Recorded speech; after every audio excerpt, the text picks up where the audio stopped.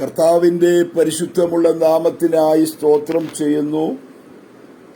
അനുഗ്രഹിക്കപ്പെട്ട ഈ സായാഹ്ന വേളയിൽ ദൈവവചനവുമായി വിശിഷ്യ റോസ് ഫാമിലിയുടെ എഫി പേജിൽ കടന്നുവന്ന് ശുശ്രൂഷിപ്പാൻ ലഭിച്ച സന്ദർഭത്തെ ഓർത്ത് കർത്താവിനെ സ്തുതിക്കുന്നു.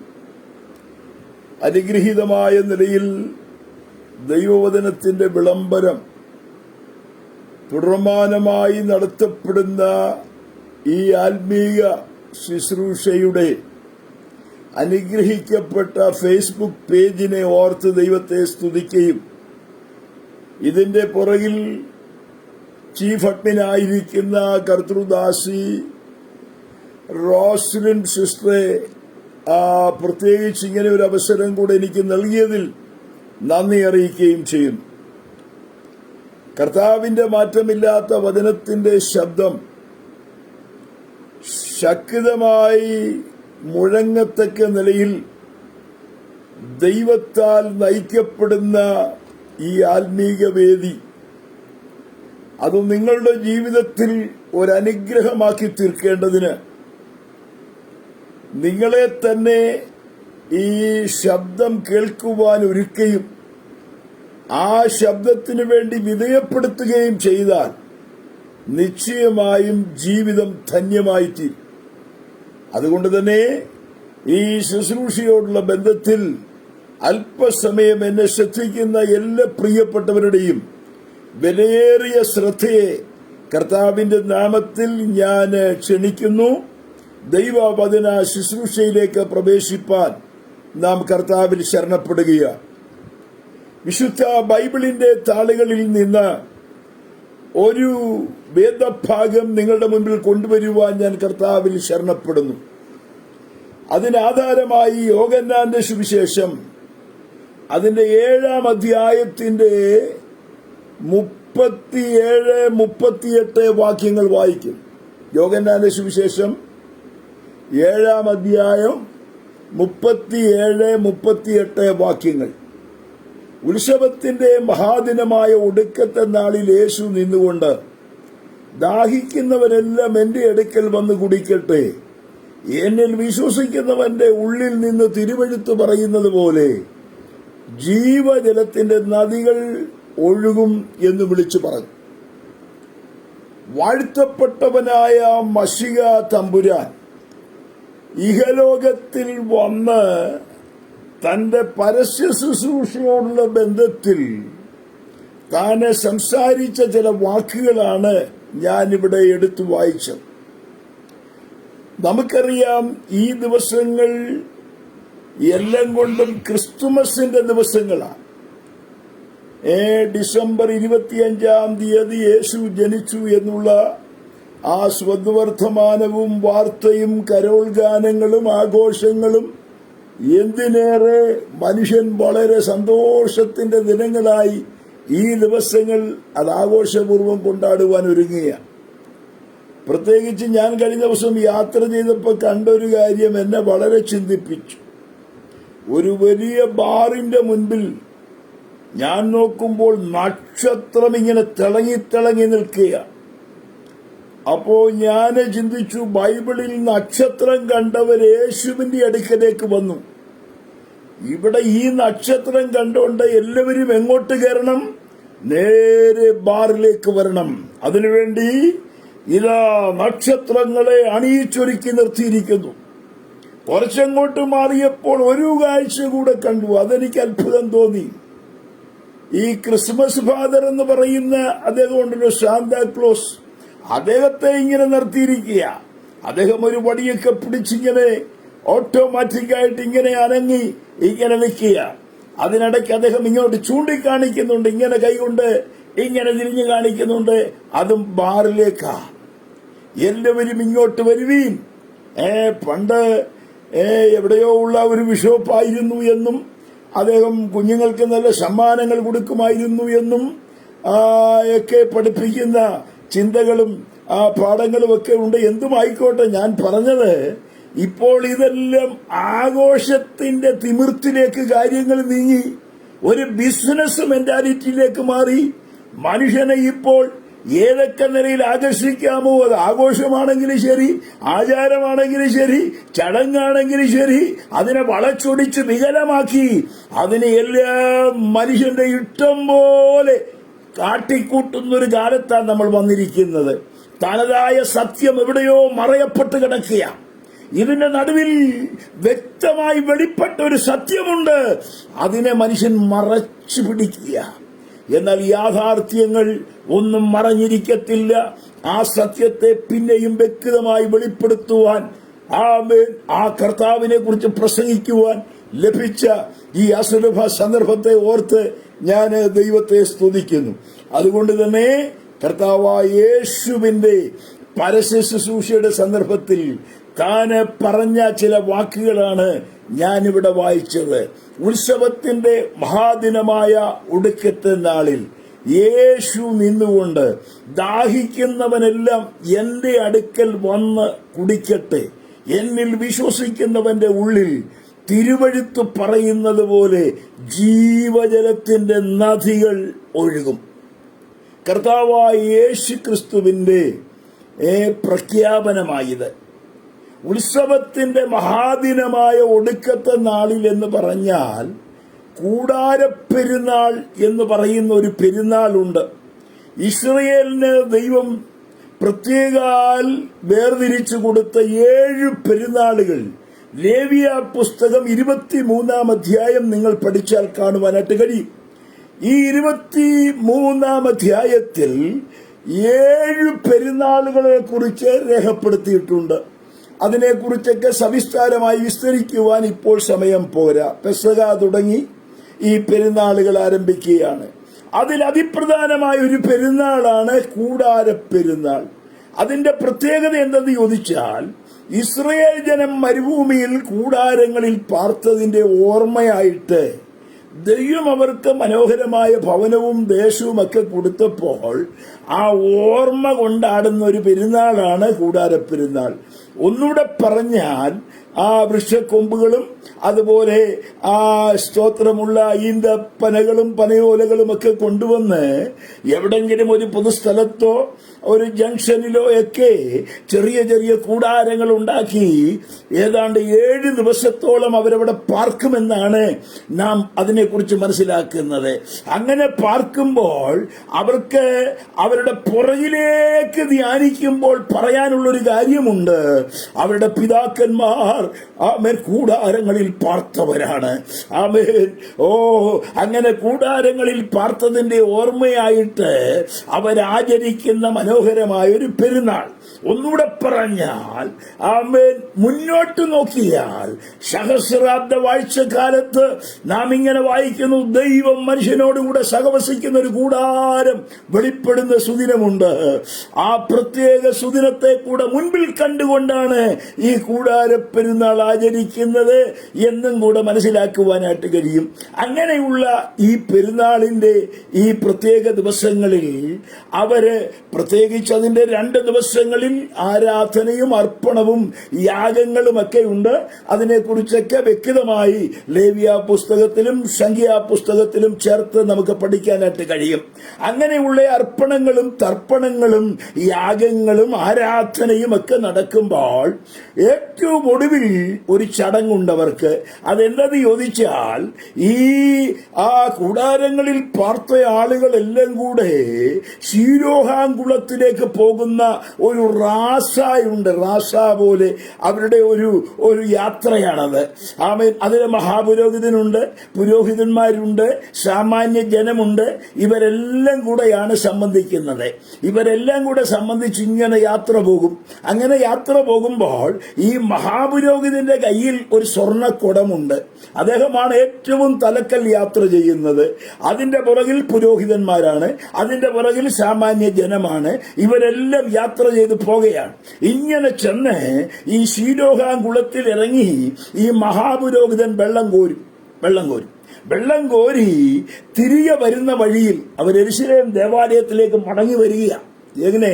ഈ ശീലോഹാം കുളത്തിൽ നിന്ന് വെള്ളം കോരി അതിന്റെ ആ ജൈത്രയാത്രയായി റാസായി അവർ ദേവാലയത്തിലേക്ക് തിരികെ വരികയാണ്. ഇങ്ങനെ തിരികെ വരുന്ന വഴിയിൽ അവരിങ്ങനെ പാടുമായിരുന്നു എന്നാണ് ഞാൻ അതിനെക്കുറിച്ച് പഠിച്ചിട്ടുള്ളത്. ഞങ്ങളുടെ പിതാക്കന്മാർ തീക്കൽപ്പാറയിൽ നിന്നുള്ള വെള്ളം കുടിച്ചു. അതിന്റെ ഓർമ്മയായിട്ടാണ് ഇവരെന്ത് ചെയ്യുന്നത്? ഈ കുടത്തിനകത്തെ വെള്ളവുമായിട്ട് വരുന്നത്. അവര് പാടുന്നത് ഇങ്ങനെയാണ്: ഞങ്ങളുടെ പിതാക്കന്മാർ തീക്കൽപ്പാറയിൽ നിന്നുള്ള വെള്ളം കുടിച്ചു.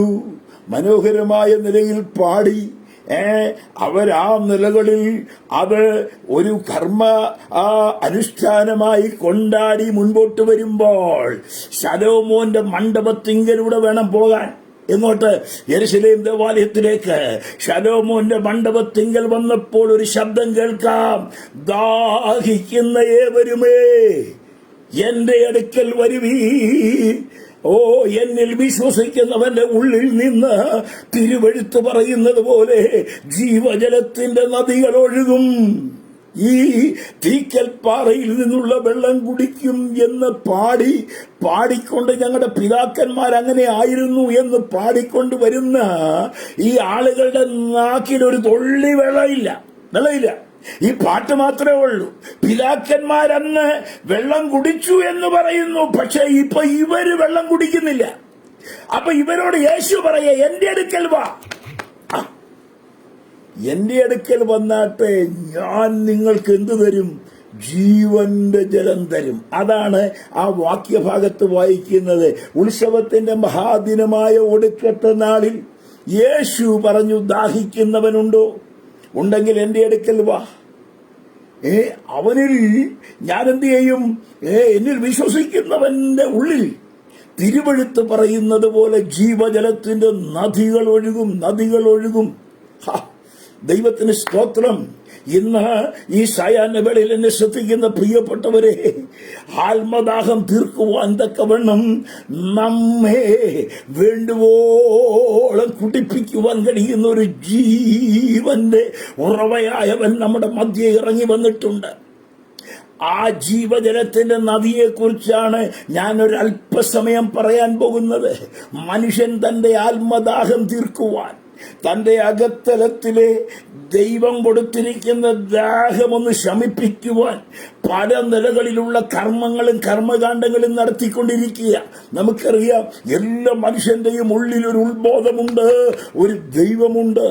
അത് കാട്ടിൽ വസിക്കുന്ന കാട്ടാളനാണെങ്കിലും ശരി, ആകാശത്തൊരു ഇടിവെട്ടുമ്പോൾ, ഒരു മിന്നലുണ്ടാകുമ്പോൾ അവന്റെ അകത്തൊരു ഭയം, ഒരു അസാമാന്യ ശക്തിയുണ്ട്. ഞാൻ ചിന്തിക്കുന്നതിനപ്പുറത്ത് ഒരു വലിയ ശക്തി ഉണ്ടെന്ന് ഒന്നും എഴുത്തും കുത്തും അറിയാത്ത മനുഷ്യന്റെ അകത്ത് പോലും ഒരു ഉത്ബോധമുണ്ട്. അതിനാ മനസാക്ഷിയെന്ന് ദൈവത്തിന്റെ വചനം പറയുകയും പഠിപ്പിക്കുകയും ചെയ്യുന്നത്. അവനറിയാം ഇതിന്റെ പുറകിൽ ചലിക്കുന്ന ഒരു ദൈവമുണ്ട് എന്നവൻ മനസ്സിലാക്കിയിട്ട് അവൻ അറിയാവുന്ന ഭാഷയിൽ ദൈവത്തെ വിളിക്കുന്ന കാഴ്ച നമുക്ക് പരതിയാൽ കാണുവാൻ കഴിയുന്ന ഒരു കാര്യമാണ്. സകല ആളുകളും ഒരുപോലെ അറിയാവുന്ന ഭാഷയിൽ ദൈവത്തെ തിരയുന്നു. ആമേൻ. സങ്കീർത്തനക്കാരൻ പറയുന്നത് ഇങ്ങനെയാണ്: മാൻ നീർത്തോടുകളിലേക്ക് ചെല്ലുവാൻ കാംക്ഷിക്കുന്നത് പോലെ ദൈവമേ, എന്റെ ആത്മാവ് നിന്നോട് ചേരുവാൻ കാംക്ഷിക്കുന്നു. ഒരു മാന്, ഒരു ഹിംസ്ര ജന്തു ഓടിച്ചോടിച്ച് അവസാനം ആ ജന്തുവിൽ നിന്ന് രക്ഷ പ്രാപിച്ച് കിതച്ച് നിൽക്കുമ്പോൾ അതിന്റെ ആഗ്രഹം ഒന്നേ ഉള്ളൂ: എവിടെയാണൊരു നീർത്തോടുള്ളത്? ആ നീർത്തോടിന് വേണ്ടി മാനപ്രകാരം കൊതിക്കുമോ? അതുപോലെ ദൈവമേ, എന്റെ ആത്മാവ് നിനക്ക് വേണ്ടി ദാഹിക്കുന്നു. ദൈവത്തിന് വേണ്ടി ദാഹിക്കുന്ന ഒരാത്മാവിന്റെ ഉടമയാ സ്നേഹിത നിങ്ങളുടെ ദാഹം തീർക്കുവാൻ പല പ്രത്യേക ശാസ്ത്രങ്ങളോ മതങ്ങളോ കർമ്മങ്ങളോ അനുഷ്ഠാനങ്ങളോ ഒക്കെ നിങ്ങൾ അനുഷ്ഠിച്ചു എന്ന് വരാം. പക്ഷേ അവിടെ ഒന്നും യഥാർത്ഥ ദാഹം തീരത്തില്ല. ഇവിടെ ആമേൻ വെള്ളം കോരിക്കൊണ്ട് വരുന്ന ഒരു സമൂഹത്തെ കണ്ടില്ലേ? ആമേൻ കർമ്മമാണ്, അത് യഹൂദന്മാരുടെ ഇടയിൽ ഒരു ആചാരമാണ്. പക്ഷേ അകത്ത് ആത്മ മനുഷ്യന്റെ ദാഹം തീർന്നില്ല. അതുകൊണ്ടാണ് രക്ഷകൻ ഇറങ്ങി വന്നിട്ട് പറഞ്ഞത്, എന്റെ അടുക്കൽ വാ, നിങ്ങൾക്ക് വേണ്ടുവോളം നിങ്ങളുടെ ആത്മദാഹം തീരുവാൻ ഞാൻ തരാം. തരുക മാത്രമല്ല, അത് നിങ്ങളുടെ അകത്തൊരു നദിയായിട്ട് ഒഴുകും. അങ്ങനെ ഒഴുകിക്കഴിഞ്ഞാൽ അനേകർക്ക് അനുഗ്രഹമായി നീ തീരത്തക്ക നിലയിൽ നീ കുടിക്കുക മാത്രമല്ല, നിന്നിലൂടെ അനേകര് കുടിക്കത്തക്ക നിലയിൽ ഒരാത്മനദി ഒഴുകുവാൻ തക്കവണ്ണം ഒരു ദൈവപ്രവൃത്തി വെളിപ്പെടുക തന്നെ ചെയ്യും. ആ നിലകളിൽ ഒഴുകുന്ന ആത്മനദിയെ കുറിച്ചുള്ള ചില ചിന്തകൾ വളരെ വേഗം ഓർപ്പിച്ച് എന്റെ വാക്കുകൾക്ക് വിരാമം കുറിക്കുക എന്ന് താല്പര്യപ്പെടുന്നു. അതിനാധാരമായി ഞാൻ കൊണ്ടുവരുവാൻ താല്പര്യപ്പെടുന്ന ആദ്യത്തെ ചിന്ത ഉൽപ്പത്തി പുസ്തകത്തിലേക്ക് നമുക്ക് വരാം. ഉൽപ്പത്തി പുസ്തകം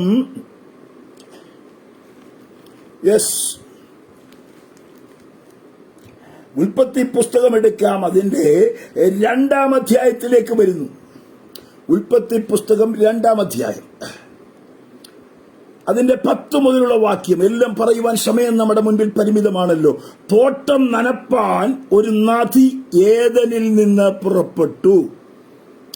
അത് 4 ശാഖയായി പിരിഞ്ഞു. ഒന്നാമത്തതിന് പീശോൻ എന്ന് പേർ. അത് ഹവീല ദേശമൊക്കെയും ചുറ്റുന്നു. അവിടെ പൊന്നുണ്ട്. ആ ദേശത്തിലെ പൊന്ന് മേത്രമാകുന്നു. അവിടെ ഗുൽഗുലുവും ഗോമേതവും ഉണ്ട്. 2-ാം നദിക്ക് ഗീഹോൻ എന്ന് പേർ. അത് കൂശ് ദേശമൊക്കെയും ചുറ്റുന്നു. 3-ാം നദിക്ക് ഗിദ്ദേക്കൽ എന്ന് പേർ. അശൂരിന് കിഴക്കോട്ടൊഴുകുന്നു. 4-ാം നദി പ്രാത്താകുന്നു. നമുക്കറിയാം, മനുഷ്യനെ ദൈവമാക്കിയത് ഏദനില്ല. ചരിത്രം ഞാൻ വിസ്തരിക്കേണ്ട കാര്യമില്ല. പക്ഷെ തോട്ടം നനയ്ക്കുവാൻ ഒരു നദി പുറപ്പെട്ടു.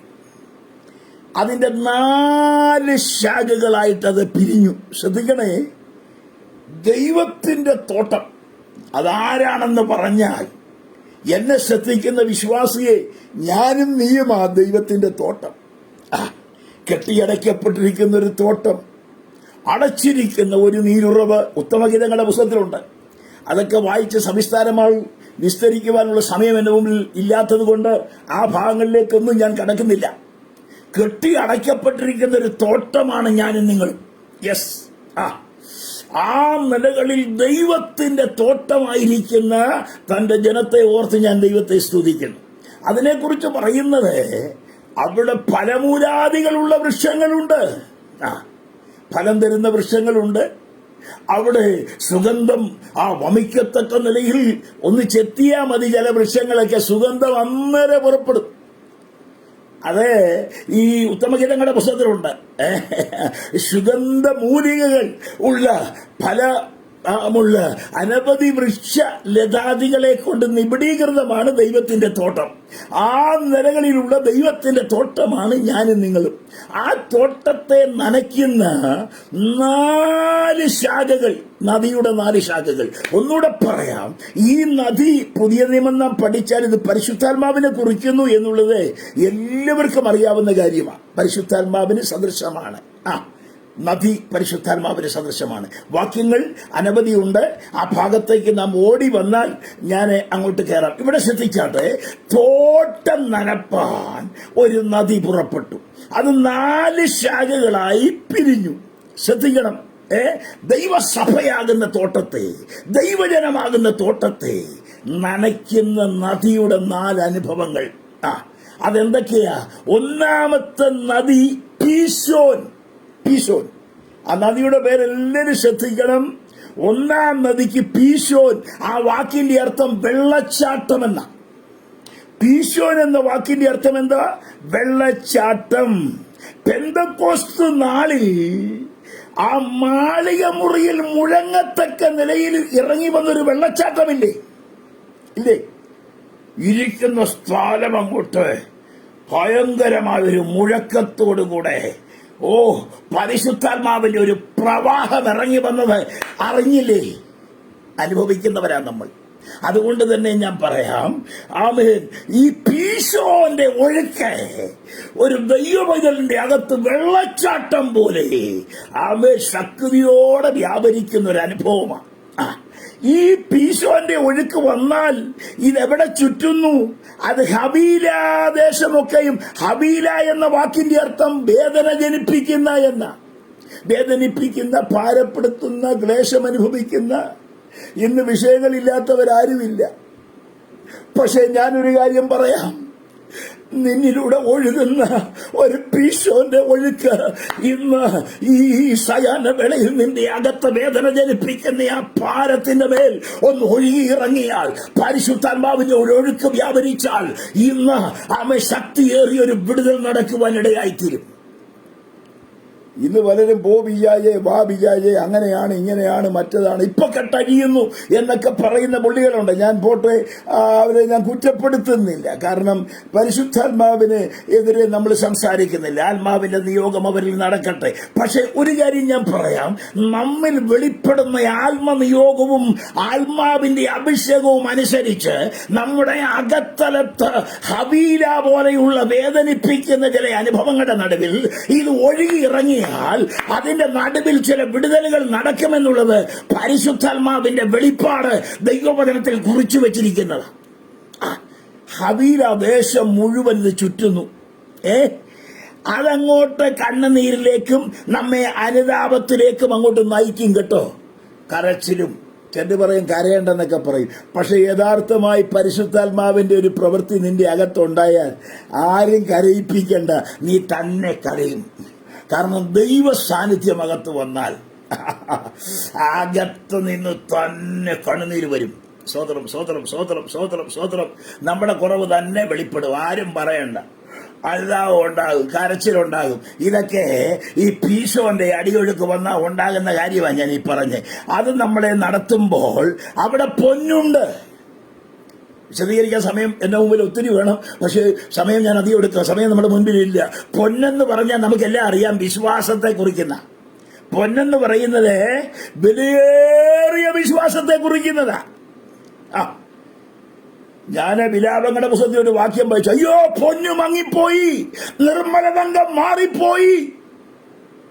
ഇസ്രായേൽ കന്യകമാർ പൊന്നു പോലിരുന്നവർ കുശവന്റെ കളിമണ്ണ് പോലെ ആയിത്തീർന്നത് എങ്ങനെ? വിലാപങ്ങളുടെ പുസ്തകത്തിൽ പ്രവാചകൻ നിലവിളിക്കുന്ന ഒരു നിലവിളിയുടെ ശബ്ദമുണ്ട് കേട്ടോ. പൊന്നു മങ്ങിപ്പോയി, നിർമ്മലതങ്കം മാറിപ്പോയി, വീതിയിൽ അവിടങ്ങളിലൊക്കെ ചൊരിഞ്ഞു കിടക്കുക. ദൈവത്തിന് പ്രസാദം പെരുമാറ് ദൈവികമായിരിക്കുന്ന ആത്മീയ അനുഭവത്തിന്റെ കേദാരമായി ഉന്നതമായ നിലവാരത്തിൽ വിരാജിക്കേണ്ട ദൈവജനം എവിടൊക്കെയോ പരാജയപ്പെട്ട് അങ്ങനെ സംഭവിച്ച് കേട് സംഭവിച്ചിരിക്കുമ്പോൾ പരിശുദ്ധാത്മാവ് പറയുന്നു, ഒരു ഹബീലയുടെ ഒഴുക്ക്, ജീവാനാം ഒരു പീശോന്റെ ഒഴുക്ക് ആമേൻ ഇന്ന് ഇവിടെ വ്യാപരിച്ചു കഴിഞ്ഞാൽ നിന്റെ അകത്ത് മങ്ങിക്കിടക്കുന്ന വിശ്വാസത്തിന്റെ ശക്തി ഉണർന്നു വരും. ഈ ദിവസങ്ങളിൽ പരിവരുത്ത വേദനിപ്പിക്കുന്ന അനുഭവങ്ങളിലൂടെ ദൈവത്തിന്റെ പരിശുദ്ധാത്മാവ് ആ പീശോന്റെ അടിയൊഴുക്ക, ഒന്നുകൂടെ പറഞ്ഞാൽ ആ വെള്ളച്ചാട്ടത്തിന്റെ ശബ്ദം, പരിശുദ്ധാത്മാവിന്റെ ആ സ്വർഗീയമായ ശക്തിയുടെ വ്യാപാരം അകത്തലങ്ങളിൽ വെളിപ്പെടുമ്പോൾ നിന്റെ അകത്ത് വെളിപ്പെട്ടു വരുന്ന ഒന്നാണ് വിശ്വാസം എന്ന് പറയുന്നത്. വിശ്വാസം വെറുതെ ഉളവാകുന്നതല്ല, അത് പരിശുദ്ധാത്മാവിന്റെ പ്രവൃത്തിയാണ്. പരിശുദ്ധാത്മാവ് അകത്തലങ്ങളിൽ വ്യാപരിക്കുമ്പോൾ ആത്മനിറവിൽ പ്രാർത്ഥിച്ച് ദൈവസന്നിധി പ്രാപിച്ചെടുക്കാൻ കഴിയുന്നതാ വിശ്വാസം. വിശ്വസിക്കണം എന്നൊക്കെ പറഞ്ഞാൽ എല്ലാവരും പറയും ഞാനും വിശ്വസിക്കുന്നുണ്ട് എന്ന് പറയും. പക്ഷേ യഥാർത്ഥ വിശ്വാസം എന്ന് പറയുന്നത് പരിശുദ്ധാത്മാവ് നിനക്ക് തരുന്നതാ. അത് ആത്മാവിന്റെ നിറവിൽ പ്രാപിച്ചെടുക്കാൻ കഴിയുന്നതാ. അത് നിന്റെ അകത്ത് വെള്ളച്ചാട്ടം പോലെ കത്തിയിറങ്ങുന്ന ആത്മനിറവിൽ ഇന്ന് പകൽ വെളിപ്പെടും. അവിടെ പൊന്നുണ്ട്. ആ പൊന്നു മേത്തരമാകുന്നു, പറയാൻ സമയമില്ല. മാത്രമല്ല അവിടെ ഗുൽഗുലുവും ഗോമേതകവും ഉണ്ട്. ഗുൽഗുലുവും ഗോമേതകവും എന്നൊക്കെ പറഞ്ഞാൽ എന്താ ഇതിന്റെ അർത്ഥം? ഗുൽഗുലും ഗോമതം എന്നൊക്കെ പറഞ്ഞാൽ ഈ ഗുൽഗുലു എന്നൊക്കെ പറയുന്ന സുഗന്ധം പുറപ്പെടുവിക്കുന്ന, ഗോമേതകം എന്ന് പറയുന്നത് ബൈബിളിൽ ന്യായവിധിയെ കുറിക്കുന്നതാ. സ്തോത്രം. ഗുൽഗുലുവും ഗോമേതകവും എന്നൊക്കെ പറഞ്ഞാൽ പരിശുദ്ധാത്മാവ് ഒരു വിശ്വാസിയുടെ കുറവുകൾ കാട്ടിക്കൊടുക്കുകയും ജീവിതത്തെ സ്വയശോധനയ്ക്ക് വേണ്ടി ഒരുക്കുകയും മാത്രമല്ല ഗുൽഗുലു പോലെ ജീവിതത്തിൽ സുഗന്ധമായിരിക്കുന്ന അനുഭവങ്ങൾ പരിശുദ്ധാത്മാവിൽ വെളിപ്പെടുകയും ചെയ്യും. അപ്പോ ആദ്യത്തെ നദി പീശോൻ. ഈ പീശോൻ ഇറങ്ങി വന്നാൽ, ഇത് വെളിപ്പെട്ടാൽ അവിടെ എന്തുണ്ടാകുമെന്നായി പറഞ്ഞു വന്നത്. പെട്ടെന്ന് പറയാം. രണ്ടാം നദിക്ക് ഗീഹോൻ എന്ന് പേർ. ഗീഹോൻ എന്ന വാക്കിന്റെ അർത്ഥം എന്താണെന്നറിയാമോ? കൃപയുടെ താഴ്വര. കൃപയുടെ താഴ്വര, ദ വാലി ഓഫ് ഗ്രേസ്. ഒരു വെള്ളച്ചാട്ടം പോലെ പരിശുദ്ധാത്മാവിന്റെ സാന്നിധ്യം അകത്തിറങ്ങി, ആത്മാവിൽ ചില വിടുതലുകൾ നടന്ന്, അകത്ത് വിശ്വാസം വർദ്ധിച്ച്, മേത്തരമായ വിശ്വാസത്തിനുടമയായി നീ ഗുൽഗുലു ആമേൻ ആത്മീകമായ സുഗന്ധം പുറപ്പെടുവിക്കുമ്പോൾ ഒരു രണ്ടാം നദിയുടെ അനുഭവം നിന്റെ അകത്തുണ്ടാകും. അത് മറ്റൊന്നുമല്ല, കൃപയുടെ താഴ്വരയാണ്. സ്തോത്രം ചെയ്താട്ടെ. കൃപയുടെ താഴ്വര, കൃപയുടെ താഴ്വര. ദൈവം തന്റെ ആത്മാവിനെ പകരുന്നത് അവന്റെ കൃപയാലാണ്, അല്ലാതെ നമ്മുടെ മെറിറ്റ് കൊണ്ടൊന്നുമല്ല. കൃപ കൊണ്ടാ ദൈവം തന്റെ ആത്മാവിനെ പകരുന്നത്, യോഗ്യതയുടെ മാനദണ്ഡത്തിലല്ല. യോഗ്യതയുടെ മാനദണ്ഡത്തിലായിരുന്നെങ്കിൽ ഞാനും നമ്മളാരും യോഗ്യരല്ല. ദൈവത്തിന്റെ മുമ്പാകെ നമുക്ക് നമ്മുടെ യോഗ്യതയെല്ലാം അയോഗ്യതയാ. എന്നാൽ ദൈവം അതൊന്നും നോക്കാതെ അവിടെ എഴുതിയിരിക്കുന്നു, ഈ ഗീഹോൻ എന്ന് പറയുന്ന നദി കൂശ് ദേശമൊക്കെയും ചുറ്റുന്നു. കൂശ് എന്ന് പറഞ്ഞാൽ കരിഞ്ഞ, കറുത്ത, പരിപരുത്ത, വല്ലാത്ത എന്നൊക്കെ അർത്ഥം വരും കൂശ്. കേട്ടോ, ഈ വാക്യമൊക്കെ വായിച്ച് ഒത്തിരി വിശദീകരിക്കേണ്ടതാ. ഗീഹോൻ നദി ചുറ്റുന്നത് എവിടെ? പാഴായ, കരിഞ്ഞ കൂശ് ദേശം മുഴുവൻ ചുറ്റുന്ന ഒരു കൃപയുടെ നദിയുണ്ട്, ഒരു താഴ്വരയുണ്ട്. അതാണ് ദൈവപൈതലെ പരിശുദ്ധാത്മാവ് നിന്റെ അകത്തൂടെ ഒന്ന് ഒഴുക്കിത്തരുന്നത്. ഓ, കരിഞ്ഞ അനുഭവങ്ങൾ, പാഴായ അനുഭവങ്ങൾ, ശൂന്യമായ ചില അനുഭവങ്ങളുടെ നടുവിലൂടെ ഓ ഹല്ലേലൂയ, ഒരു ഗീഹോന്റെ ഒഴുക്ക് ഇന്ന് ഈ സായാഹ്നവേളയിൽ വ്യാപരിച്ചാൽ കരിഞ്ഞ ചില മുഖങ്ങൾ, തകർന്ന ചില അനുഭവങ്ങൾ, ഉടഞ്ഞ ചിലത്, അവൻ ഇനി പണിയപ്പെടുന്നില്ലെന്ന് പറഞ്ഞ ചിലത്, ഇനി നടക്കില്ലെന്ന് പറഞ്ഞ ചിലത്, അതിന്റെ മേലെല്ലാം ഒരു ദൈവപ്രവൃത്തി വെളിപ്പെടുവാനിടയായിത്തീരും. ദൈവത്തിന് സ്തോത്രം. നാം ഇങ്ങനെ വായിക്കുന്നല്ലോ, ദാഹിച്ചിരിക്കുന്നിടത്ത് എന്റെ വെള്ളവും വരണ്ട നിലത്ത് ഞാൻ നീരൊഴുക്കുകളും പകരും. ദൈവത്തിന് സ്തോത്രം. ആ നിലകളിലുള്ള ഒരു പകർച്ചയാണ് എന്തിനുള്ളത്? ഈ ഗീഹോനുള്ളത്. മൂന്നാമത്തെ നദി എന്ന് പറയുന്നത് ഗിദ്ദേക്കൽ എന്ന് പറയും. അതിന്റെ അർത്ഥം ഉഗ്ര ശബ്ദമെന്നാണ്. ആത്മാവ് ഉച്ചരിപ്പാൻ കൂടാതെ നമുക്ക് ഉച്ചരിക്കാൻ കഴിയാത്ത ഞരക്കങ്ങളാൽ, അന്യഭാഷകളാൽ നമ്മിലൂടെ വെളിപ്പെടുന്ന ഒരു ദൈവ പ്രവൃത്തിയായി വെളിപ്പെടുന്നതിന് ഹിദ്ദേക്കൽ എന്ന് വെളിപ്പെടുത്തുന്നു. അത് അശൂരിന് കിഴക്കോട്ട് ഒഴുകുന്നു. ഒന്നുകൂടെ പറഞ്ഞ, താഴ്മയുള്ള ഹൃദയങ്ങളിൽ പവിത്രാത്മാവിന്റെ പ്രവാഹമുണ്ടാകുന്ന ഒരനുഭവത്തെയാണ് ഇവിടെ ഹിദ്ദേക്കൽ കാണിക്കുന്നത്. താഴ്മയുള്ളിടത്ത് നീരൊഴുക്കുണ്ടാവുമെന്ന് പറഞ്ഞു കേട്ടിട്ടില്ലേ? എന്നതുപോലെ തന്നെ ഒരു ഹിദ്ദേക്കൽ. സ്തോത്രം. ഒരടിയൊഴുക്ക് കേട്ടോ. ഇന്ന് ഈ ശുശ്രൂഷ കഴിയുന്നതിന് മുമ്പ് തന്നെ ഒരു ഹിദ്ദേക്കലിന്റെ താഴ്മയുടെ അനുഭവം നമുക്കുണ്ടായാൽ നമ്മുടെ നടുവിലൂടെ ഒഴുകുന്ന ഒരനുഭവമാണ് ഹിദ്ദേക്കൽ. അതിന് ഉഗ്ര ശബ്ദമെന്ന അർത്ഥം. നാലാം നദിക്ക് ഫ്രാത്ത് എന്ന് പേർ. ഫ്രാത്ത് എന്ന വാക്കിന്റെ അർത്ഥം തന്നെ ഫലഭൂയിഷ്ടമായ എന്നാ. ഈ മൂന്ന് നദികൾ ഒഴുകി ചേർന്ന് വരുമ്പോ തന്നെ നാലാം നദി ഫലം നൽകുന്ന നദിയാണ്. സ്തോത്രം. ആത്മാവിന്റെ ഫലമോ സ്നേഹം, സമാധാനം, സന്തോഷം, ദീർഘക്ഷമ, ദയ, പരോപകാരം, വിശ്വസ്തത, സൗമ്യത, ഇന്ദ്രിയം. ചിലർക്കെല്ലാവർക്കും വരം മതി. വരം. പക്ഷേ എനിക്ക് വേണ്ടി പ്രാർത്ഥിക്കണം, എനിക്ക് കൃപാവരം വേണം. പ്രവചനമില്ല, ദൂതില്ല, ആലോചനയില്ല. എനിക്ക് പ്രവചനം കിട്ടാൻ പ്രാർത്ഥിക്കണം. ഇവിടെ പരിശുദ്ധാത്മാവ് താൻ ഇച്ഛിക്കുന്നവർക്ക് കൊടുക്കുന്നെന്നാ. നീ പരിശുദ്ധാത്മാവിനോട് ചോദിക്കുക, ദൈവത്തോട് പ്രാർത്ഥിക്കുക. ദൈവം തരും, തരാതിരിക്കത്തൊന്നുമില്ല. ഇച്ഛിക്കുന്നവർക്ക് കൊടുക്കും. പക്ഷെ ഒരു കാര്യം, വരത്തേക്കാൾ വലുത് ഫലമാണ്. ഫലമാണ്. പുസ്തകം പഠിച്ചു നോക്കി. എങ്ങനെ വൃക്ഷത്തെ അറിയുന്നത്? കർത്താവ് തന്നെ പറഞ്ഞു, വൃക്ഷത്തെ അറിയുന്നത് അതിന്റെ ഫലം കൊണ്ടാണ്.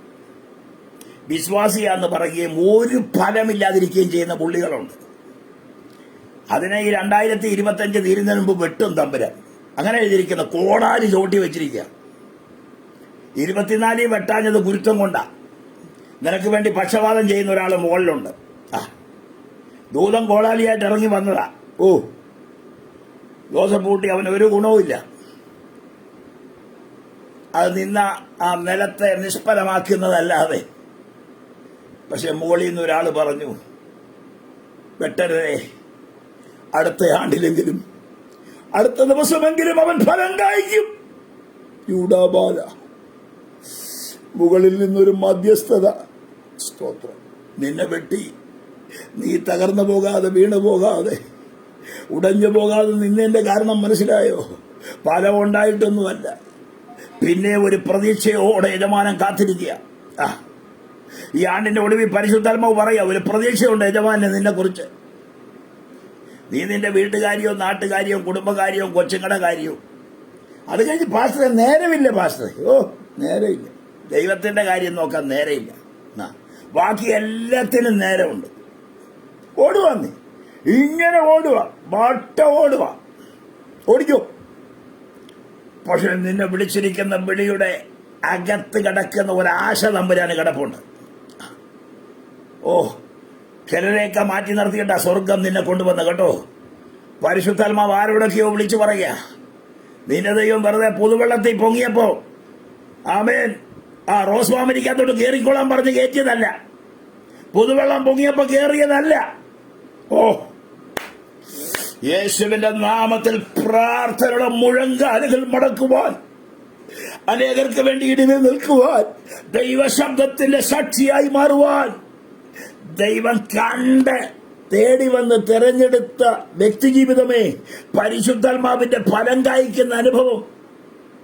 തെരഞ്ഞെടുത്തവന്റെ മുൻപിൽ നിങ്ങൾ എന്നെ തെരഞ്ഞെടുത്തെന്നല്ല, ഞാൻ നിങ്ങളെ തെരഞ്ഞെടുത്തു. നിങ്ങൾ പോയി ഫലം കായ്ക്കണം.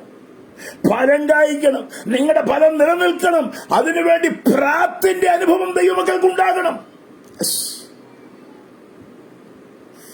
ആത്മീയ ജീവിതത്തിൽ ഫലകരമായ ഒരു ജീവിതം നയിക്കാൻ കഴിഞ്ഞിട്ടുണ്ടോ? ഒന്ന് ശോധന ചെയ്തേ. ഈ ആണ്ടിന്റെ ഒടുവിലത്തെ ദിവസങ്ങളാണല്ലോ. സ്തോത്രം. കർത്താവ് ബെഥാന്യയിലെ ലാസറിന്റെ വീട്ടിൽ താമസിച്ച് നേരം വിളക്കുന്നതിന് മുമ്പ് എഴുന്നേറ്റ് പോകുന്ന വഴിയിൽ ഒരത്തി നമ്മളങ്ങനെ വായിക്കുന്നുണ്ടല്ലോ, കണ്ടു. വല്ലതും കിട്ടുമെന്ന് കരുതി ചുറ്റുമൊക്കെ ഒന്ന് നോക്കി, ഒന്നുമില്ല. അതിനെ ശാപിച്ചു. അത് ഉണങ്ങിപ്പോയെന്ന് എഴുതിയിരിക്കുന്നു. അങ്ങനെയാണ് എത്ര വട്ടം ഉണങ്ങേണ്ട സമയമായി. എന്റെ കർത്താവ് ശപിക്കാഞ്ഞത് എത്ര ഗുരുത്തായി. വാസ്തവത്തിൽ ഈ അത്തിക്കകത്ത് എന്തേലും കാണേണ്ടതാ. കാരണം വഴിയെ പോകുന്നവന് പെറുക്കിയെടുക്കാൻ, പറിച്ചെടുക്കാൻ മാത്രം, അവന്റെ വിശപ്പ് തീർക്കാൻ മാത്രം എല്ലാം പറിക്കരുത് ഈ അത്തിക്കകത്തുനിന്ന്. കാണേണ്ടതാ. പക്ഷെ അതുപോലുമില്ല കേട്ടോ. വഴിയെ പോകുന്നവന് കൊടുക്കാൻ വല്ലതും ഉണ്ടോ നിന്റെ ജീവിതത്തിൽ? ഈ അത്തി ആത്മീയ ജീവിതത്തെ കുറിക്കുക. യജമാനൻ നോക്കുന്നു, വല്ലതും ഉണ്ടോ വിശപ്പടക്കാൻ. വെറും ഇലയും കാണുമ്പോ വലിയ പൊങ്ങച്ചമായിട്ടാണ് നിൽക്കുന്നത്. ഭയങ്കരമല്ല, ഭയങ്കര തടി, എന്തോ ഭയങ്കരമായിട്ടല്ലേ നിൽക്കുന്നത്. വല്ലതും പറഞ്ഞാലും ഭയങ്കരം, കേട്ടാലും ഭയങ്കരം. എല്ലാരും ഓർക്കുന്നു അതുകൊണ്ട് ഭയങ്കരമെന്നാ. പക്ഷെ തമ്പുരാന്റെ അളവ് പോലിനകത്ത് അളന്ന് കഴിയുമ്പോ നീ എന്തോരം ഉണ്ടെന്ന് തമ്പുരാൻ അറിയും. ഞാൻ പലപ്പോഴും ഓർത്തിട്ടുണ്ട്.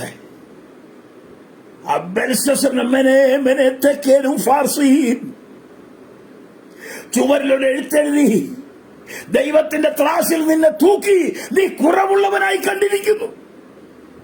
ദൈവത്തിന്റെ ത്രാസിൽ തൂക്കിയാൽ നമ്മൾ എങ്ങനെയുണ്ട്? ഈ ശുശ്രൂഷ കേൾക്കുന്ന പ്രിയപ്പെട്ടവരൊന്ന് ശോധന ചെയ്യണേ. നിങ്ങൾക്ക് ഒക്കുന്ന പോലെ നിങ്ങളെ ഇപ്പൊ അമേരിക്കയ്ക്ക് വിടാവുന്നോ വിടുതല തരാവുന്നോ ഒന്നും ഞാൻ പറയുന്നില്ല. എങ്കിലും ദൈവസന്നിധിയിൽ എനിക്ക് പറയാനുള്ളൊരു ദൂതുണ്ട്. ദൈവത്തിന് വേണ്ടി ഫലം കൊടുക്കാൻ വിളിക്കപ്പെട്ട ദൈവപൈതലേ, എന്റെ കർത്താവ് നിന്നെ അന്വേഷിച്ചു, നിന്നെ നോക്കി, പലപ്പോഴും നിന്നെ ചുറ്റും നോക്കി, നിന്നിലൂടെ ഒരു ഫലം പുറപ്പെടുമെന്ന് തോന്നി അവൻ നിന്റെ അടുക്കൽ വന്നു. പക്ഷേ വേറൊരു ഭാഗത്ത് എഴുതിയിരിക്കുന്ന കായ്ച്ചതോ കാട്ടുമുന്തിരിങ്ങായത്ര.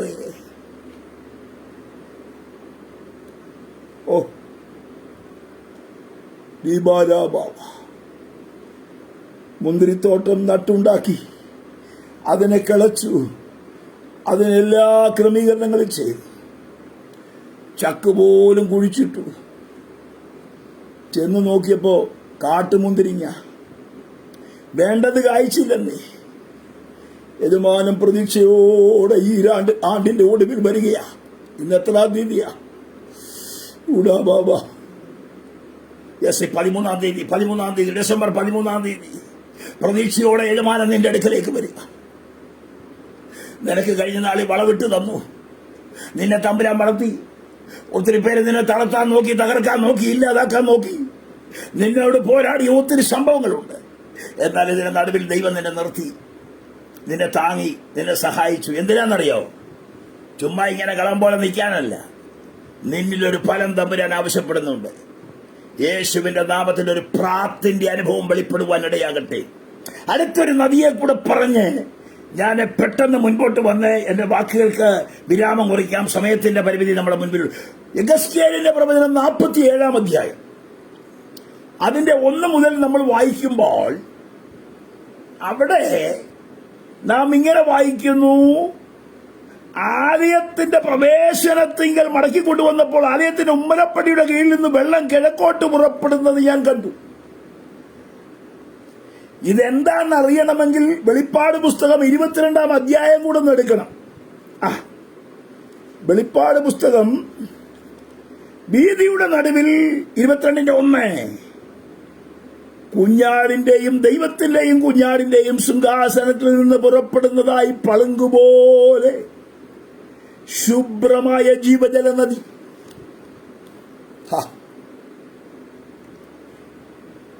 നമ്മുടെ അകത്തലങ്ങളിൽ ദൈവത്തിന്റെയും കുഞ്ഞാടിന്റെയും സിംഹാസനം ഉണ്ടാകുമ്പോൾ അതിനടിയിൽ നിന്ന് പുറപ്പെടുന്ന ഒരു നദിയുണ്ട്. വാക്യങ്ങൾ കുറെ എടുത്ത് വിശദീകരിക്കണം, അത് ശരിക്കും മനസ്സിലാകണമെങ്കിൽ. നമ്മുടെ അകത്ത് സിംഹാസനരൂഢനായ കർത്താവ് ഉണ്ടല്ലോ, വെളിപ്പെടുമ്പോ പളുങ്കുപോലൊരു നദി ഇതിനകത്തുനിന്ന് പുറപ്പെടും. ഈ യെഹെസ്കേല് ശുശ്രൂഷിക്കുമ്പോ വാസ്തവത്തിൽ ഒരു ദേവാലയമില്ല. ഇസ്രയേലിനൊരു ദേവാലയമില്ല.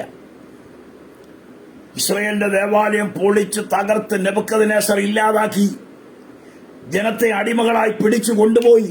ബാബിലോണിൽ അടിമകളാ. ബാബിലോണിൽ ഇരുന്നു കൊണ്ടാ പ്രവാചകൻ പ്രവചിക്കുന്നത്. പക്ഷെ അവിടെ ഇരുന്നു കൊണ്ട് സ്വർഗം തുറന്ന് ആത്മാവിൽ കണ്ടു വരുവാൻ പോകുന്ന ദൈവത്തിന്റെ സഹസ്രാബ്ദ ദേവാലയം. അതേന്നേ, അതുകൊണ്ടാണ് ഞാൻ പറയുന്നത്, ദൈവമക്കൾ പരാജയപ്പെട്ടവരല്ല. തോറ്റു തുന്നം പാടി ജനത്തെ പിടിച്ചുകെട്ടി അടിമകളായി കൊണ്ടുപോയി ആലയം തകർത്ത് ഒന്നുമില്ലാതെ കേബാർ നദീ തീരത്ത് ഇതാ ഒരു പക്കത്തിരുന്ന് പ്രാർത്ഥിക്കുമ്പോ സ്വർഗം മീതെ തുറന്നു. തകർച്ചകളുടെ നടുവിൽ ആ സ്വർഗം തുറക്കുന്നത്. സ്വത്രം പറയാവോ? ചില പ്രതിസന്ധികളുടെ നടുവിലാന്നേ സ്വർഗം തുറക്കുന്നേ. പ്രൈസലോ. ഒരു ഭക്തന് പ്രതിസന്ധി വെറുതെയല്ല, പ്രതികൂലം വെറുതെയല്ല. ആ പ്രതിസന്ധിയുടെ നടുവില അവന് വേണ്ടി സ്വർഗം തുറക്കുന്നു. നമ്മളെല്ലാം പ്രാർത്ഥിക്കുന്ന കർത്താവെ പ്രതികൂലം ഉണ്ടാകരുത്, പ്രതികൂലം ഉണ്ടാകരുത്. കഴിഞ്ഞ ദിവസം ഞാനും ഒരു ദൈവദാസനുമായി അല്പസമയം സംസാരിച്ചപ്പോൾ അദ്ദേഹം പറഞ്ഞു, കാരാഗ്രഹം തകർത്ത് പൗലൂസിനെ വിടുവിച്ചില്ലേ? വിടുവിച്ചു. അത്ഭുത വിടുതൽ ദൈവം കൊടുത്തു. പക്ഷെ നിങ്ങൾക്കറിയാമോ, അവസാനം കാരാഗ്രഹത്തിൽ കിടന്ന പൗലൂസിന്റെ തലയിറക്കുന്നത്. എന്താ കാര്യം? ഈ റോമൻ കാരാഗ്രഹം വരെ പൗലൂസ് കിടന്നത് കൊണ്ട് സഭയ്ക്ക് വന്ന നേട്ടം എന്താണെന്ന് നിങ്ങൾക്കറിയാമോ? ദൈവസഭയ്ക്ക് കിട്ടിയ അമൂല്യ നിധി എന്താണെന്നറിയാമോ? യെസ്, റോമിൽ പൗലോസ് തടവിൽ കിടക്കുമ്പോ തന്നെ ആയിരങ്ങൾ അന്നത്തെ കൊട്ടാരത്തിൽ അനേകർ യേശുവിനെ അറിഞ്ഞു. അതിന്റെ കാരണം എന്താണെന്നറിയാമോ? ഫിലിപ്പിലേന്ദ്രൊക്കെ പഠിച്ചാൽ നമുക്ക് കാണാൻ കഴിയും. പുള്ളിയുടെ അടുക്ക വരുന്ന പോലീസുകാർ 10, 12, 13, 14, 15, 16 പേരെങ്കിലും ഉണ്ടെന്നാ പറയുന്നത്. പുള്ളിയെ സൂക്ഷിക്കാൻ വന്നവരെ. ഈ 16 പേരോടും പുള്ളി യേശുവിനെ കുറിച്ച് പ്രസംഗിച്ചുകൊണ്ടിരിക്കും. പുള്ളിയുടെ അടുക്ക വരുന്ന കാരാഗ്രഹത്തിൽ പുള്ളിയുടെ ചെങ്ങല അവൻ ഇട്ട് പൂട്ടി പുള്ളിയെ കാക്കാൻ വരുന്ന ഒരൊറ്റ കുഞ്ഞും വെറുതെ പോയിട്ടില്ല. അവരെല്ലാം രക്ഷിക്കപ്പെട്ടാ പോയിരിക്കുന്നു. രക്ഷിക്കപ്പെടുക മാത്രമാണോ? അവിടെ ഇരുന്നുകൊണ്ട് കണ്ണു കാണാൻ മേലെങ്കിലും എഴുതി. ഫിലിപ്പിയ ലേഖനം, കർത്താവിൽ എപ്പോഴും സന്തോഷിപ്പീൻ. എഫേസ്യ ലേഖനം, ലേഖനങ്ങളുടെ റാണിയ. കൊലോസ്യ ലേഖനം, അവിടെ ഇരുന്നുകൊണ്ട് ഒരു ഒനോസിമോസിനെ വീണ്ടും ജനിപ്പിച്ചു. അവൻ മാനസാന്തരപ്പെട്ടു. എത്രയോ അനുഭവം പറയാനുണ്ട്. ഞാൻ പറഞ്ഞത് കറ്റതയുടെ നടുവിൽ ദൈവത്തിന് ചില പ്രവൃത്തികൾ ഉണ്ടെന്നേ. ഉണ്ട്. എന്റെ ഈ കൈ ഒരു ആക്സിഡന്റ് വന്നതാ. ഇപ്പോഴും മറക്കാൻ കഴിയാത്തൊരു സംഭവമാണ്. സമയം കടന്നു പോകുന്നത്. ഞാൻ കാണക്കാരി എന്ന് പറയുന്ന സ്ഥലത്തെ ഇന്ത്യൻ പെന്തക്കോസ്ത് ദൈവസഭയുടെ ശുശ്രൂഷയിലാണ് ഞാൻ. അവിടെ ശുശ്രൂഷിക്കുമ്പോൾ എല്ലാ ദിവസവും ഞങ്ങൾക്ക് മീറ്റിങ്ങുകളാണ്. ഒരു കൺവെൻഷന് തലേ ദിവസം ഞങ്ങള് അന്നത്തെ കൺവെൻഷൻ എന്ന് പറഞ്ഞാൽ മാട്ടെ കൺവെൻഷൻ എന്ന് പറയാൻ വേണമെങ്കിൽ, എന്ന് പറഞ്ഞാൽ വലിയ സെറ്റ് ഒന്നും ഞങ്ങൾക്കില്ല. 2 കോളാമ്പിയും ഒരു മൈക്രോഫോണും ഒക്കെ കൊണ്ട് 10 പേര് കൂടുന്ന എന്ന് പറഞ്ഞാൽ ഒരു കോളനിക്കകത്ത് ചെന്ന് അവിടെയുള്ള ആളുകളെല്ലാം വിളിച്ചു കൂട്ടി യേശുവിനെ പ്രസംഗിച്ച് കേൾപ്പിക്കും. പാലാ തുടങ്ങിയ സ്ഥലങ്ങൾ, ഇങ്ങോട്ടുള്ള സ്ഥലങ്ങളിലെല്ലാം ഞങ്ങൾ പ്രസംഗിക്കാത്ത സ്ഥലമില്ല. അവിടെ എല്ലാം പോയി യേശുവിനെ പ്രസംഗിക്കും. അങ്ങനെ പ്രസംഗമെല്ലാം നടത്തിക്കൊണ്ടിരിക്കുമ്പോൾ ഒരു പ്രത്യേക ആവശ്യത്തിന് വേണ്ടി ഞങ്ങളുടെ ഒരു അച്ചായന്റെ കൂടെ പോയതാ. ഞാൻ പോകുന്നില്ലെന്ന് പറഞ്ഞ എനിക്ക് ഈ ആക്സിഡന്റ് ഉണ്ടായി. 18 ദിവസം ഞാൻ മെഡിക്കൽ കോളേജിൽ കിടന്നു. ഈ കൈ മുറിക്കണമെന്ന് ഡോക്ടർമാർ വിധി എഴുതിയില്ല. മെഡിക്കൽ കോളേജിലെ അന്നത്തെ ഓർത്തോയുടെ ചീഫായ എബ്രഹാം ജോസ് എന്ന് പറയും. ഇന്ന് അങ്ങേര് അമേരിക്കയിലാണ്. അങ്ങേര് ഇതെല്ലാം നോക്കിയേച്ച് പറഞ്ഞു, ഇങ്ങേരുടെ കൈ ബോക്കായി, ഇതിവിടം കൊണ്ട് മുറിക്കണമെന്ന് പറഞ്ഞു. ഏതായാലും സ്തോത്രം, ദൈവത്തിന്റെ അനുഗ്രഹം. ഇത് മുറിച്ചില്ല. ഇത് ഓപ്പറേഷൻ നടത്താൻ ഒരു 6 മണിക്കൂർ എടുത്തു. കമ്പിയെല്ലാം ഇട്ട് ഇത് വിരലനങ്ങിയായിരുന്നു അങ്ങേര് വിധി എഴുതിയതാ.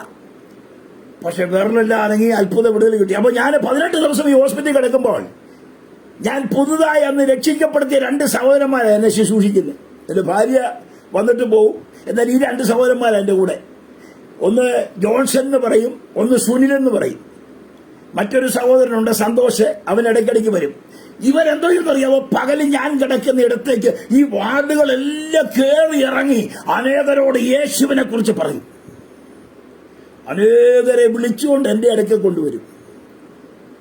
ഒരിക്കൽ നേഴ്സ് വന്ന് എന്നോട് ചോദിച്ചു, നിങ്ങൾക്ക് കിടക്കാൻ പറ്റത്തില്ല. ഞാൻ ചോദിച്ചു, എന്നാ സിസ്റ്ററെ, നിങ്ങളിപ്പോ ഇവിടെ എപ്പോഴും പ്രാർത്ഥനയല്ലോ, നിങ്ങളുടെ കൂടെ വന്ന് 2 പേര് ഈ ദേശം മുഴുവൻ നടന്ന്, ഈ വാർഡ് മുഴുവൻ നടന്ന്, വിളിക്കാത്ത ആളുകളില്ല, പറയാത്ത സുവിശേഷമില്ല, ഇവന്മാരുടെ പണി ഇത് തന്നെയാണോ എന്ന് ചോദിച്ചു.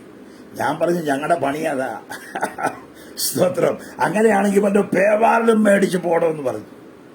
ഞാൻ പറഞ്ഞത്, ഒരു പ്രാവശ്യം ഞാൻ നോക്കുമ്പോ ഒരു കാല് മുറിച്ച ഒരു സഹോദരനെ കൂട്ടി എന്റെ അടുക്ക് വന്നു. ട്രെയിനിന്റെ മുന്നേ ചാടിയതാ. ഒരു കാലേ പോയുള്ളൂ, രക്ഷപ്പെട്ടു ഒരു വ്യക്തി. അവനോട് പറഞ്ഞു, പാസ്റ്ററെ, ഞാൻ വീട്ടിൽ ചെല്ലുമ്പോൾ ഞാൻ ട്രെയിനിന്റെ മുന്നേ ചാടും. ഞാൻ 1 മണിക്കൂർ അവനോട്, ഞാൻ കൈവാട്ടി ഇങ്ങനെ കിടക്കുക, 1 മണിക്കൂർ അവനോട് സുവിശേഷം പറഞ്ഞു. അവൻ രക്ഷിക്കപ്പെട്ട് യേശുവിനെ അംഗീകരിച്ച് കടന്നുപോയി. ആ 18 ദിവസം കുശാലായ സാക്ഷ്യം വഹിപ്പാൻ ദൈവടയാക്കി. ഞാൻ ദൈവത്തോട് ചോദിച്ചു, ദൈവമേ, ഞാൻ ഇത്രയും പ്രസംഗിച്ച് നടന്നിട്ട്, ഞാൻ ഒരു സമയം പോലും കളയാതെ സുവിശേഷത്തിന് വേണ്ടി ഇത്രയും പ്രസംഗിച്ച് നടന്നിട്ട്, കർത്താവേ, എനിക്ക് കിട്ടിയത് ഈ അപകടമാണോ, ഈ ആക്സിഡന്റ് ആണോ? എനിക്കങ്ങ് മനസ്സിന് വേദന തോന്നി. പക്ഷെ എനിക്ക് മനസ്സിലായി, ഇത് വെറുതെയല്ല. എന്റെ കേസ് വിസ്തരിച്ച വക്കീലിനോട് ഞാൻ 1.5 മണിക്കൂർ സുവിശേഷം പറഞ്ഞു.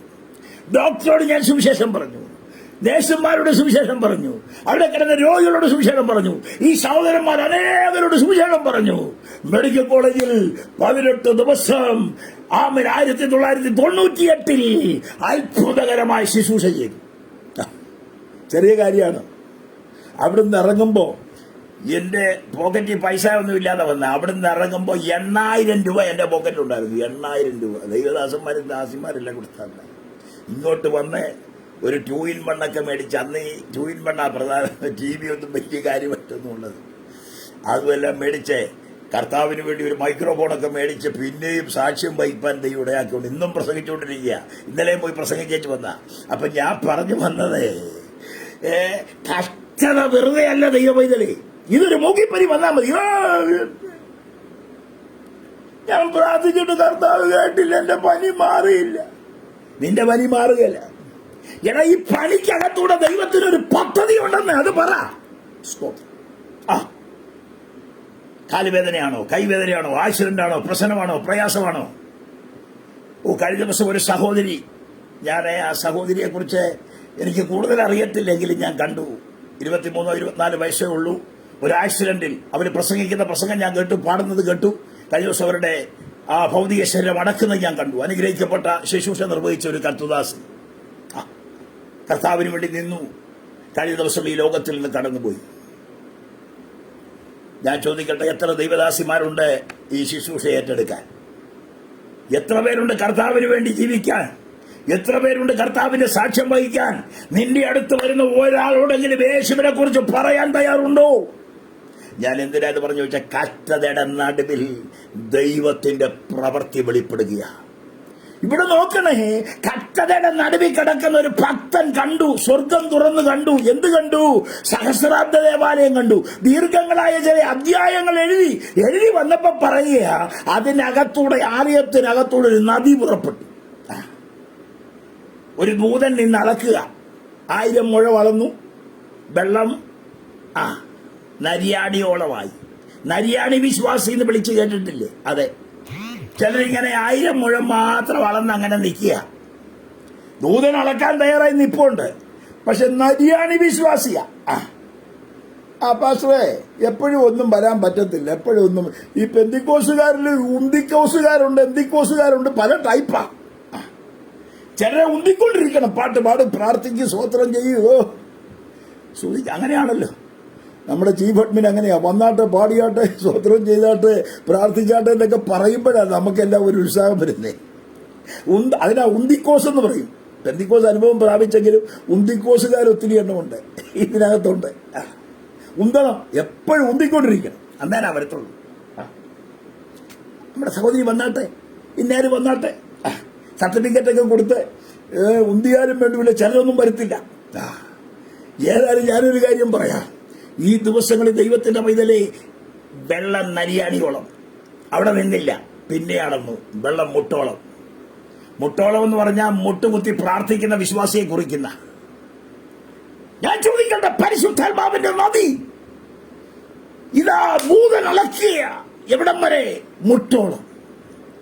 മുട്ടുകുത്തി ആരാധിക്കുന്ന, പ്രാർത്ഥിക്കുന്ന വിശ്വാസി ഉണ്ടെങ്കിൽ സ്വോത്രം പറ. മുട്ടുമേല പാസ്റ്റർ, ഇപ്പൊ കാസേരെ തന്നെ ഇരിക്കണം. അതേന്നെ, മേല പറഞ്ഞ് മുഴുവൻ മേലാതെയായി. ഈ കഴിഞ്ഞ ദിവസം ഞങ്ങളൊരു അച്ചായനെ കാണാൻ പോയി. ഞാൻ ആ അച്ചായനോട് എഴുന്നേറ്റ് നടക്കണം എന്ന് പറഞ്ഞ് അന്നത്തെ കാലത്ത് എഴുന്നേറ്റ് നടന്നപ്പോൾ ഒരു കുഴപ്പമില്ല. ഇപ്പൊ കിടന്ന് അച്ചായൻ ഇപ്പൊ കിടപ്പായി. കിടക്കുന്തോറും കിടപ്പാന്തി. പക്ഷെ നീ മുട്ടുകുത്തിക്കേ, മുട്ടുമേലെന്നേ, വേദനയാ, ശരിയാ, ക്ഷീണമാ. പക്ഷെ പറ, ഈ മുട്ടുകുത്തി ഞാൻ ദൈവസന്നിധി ജാഗരിക്കും, പ്രാർത്ഥിക്കും. ആത്മാക്കളുടെ വേദന വരുമ്പോ മുട്ട് തന്നെ മടങ്ങുന്നേ. മുട്ടോളമുള്ള ഒരനുഭവം, പിന്നെ അരയോളമുള്ള അനുഭവം, ഏറ്റവും ഒടുവിൽ നീന്തിയിട്ടല്ലാതെ കടപ്പാൻ കഴിയാത്ത ചൂടാബാധമാ. ചില അനുഭവങ്ങളൊക്കെ ഉണ്ടെന്നുള്ളത് ശരിയാ. പക്ഷേ ഈ ദിവസങ്ങളിൽ ആത്മാവിലൊന്ന് നൃത്തം ചെയ്ത് കുതിച്ച് ദൈവത്തെ സ്തുതിക്കാൻ കഴിയുമോ എന്ന് ഞാനൊന്ന് ചോദിക്കുക. ഞാൻ ഈ കഴിഞ്ഞ ദിവസം പരസ്യവും നടത്താൻ പോയത്, ഞങ്ങളുടെ ഈ ദേശത്ത് മുണ്ടിയാക്കൽ അമ്മച്ചി എന്ന് പറയുന്ന ഒരു അമ്മച്ചി ഉണ്ടായിരുന്നു. ഈ നിലത്ത് മുട്ടുകുത്തിയിരുന്ന് അവർക്കൊരു 85 വയസ്സുള്ളപ്പോൾ ഞാൻ അവരുടെ കൂടെ ശുശ്രൂഷയ്ക്ക് പോയിട്ടുണ്ട്. അനുഗ്രഹിക്കപ്പെട്ട പ്രാർത്ഥനയും ശുശ്രൂഷയും ഉള്ളൊരു അമ്മച്ച. മരിച്ചുപോയി കേട്ടോ, രണ്ടുപേരും മരിച്ചുപോയി. മുട്ടുകുത്തിയാൽ 2-3 അടി ഉയരത്തിൽ ചാടി, ആ മുട്ട ഇരുന്നുകൊണ്ട് ചാടി ദൈവത്തെ ആരാധിക്കും. മുണ്ടിയാക്കൽ അമ്മച്ചി. ഞാൻ അത്ഭുതപ്പെട്ടു പോയിട്ടുണ്ട്. എന്നെ കൊണ്ട് പറ്റത്തില്ല. ഞാൻ ഓർത്തിന്റെ ദൈവം എന്നെ കൊണ്ട് പറ്റുന്നില്ല.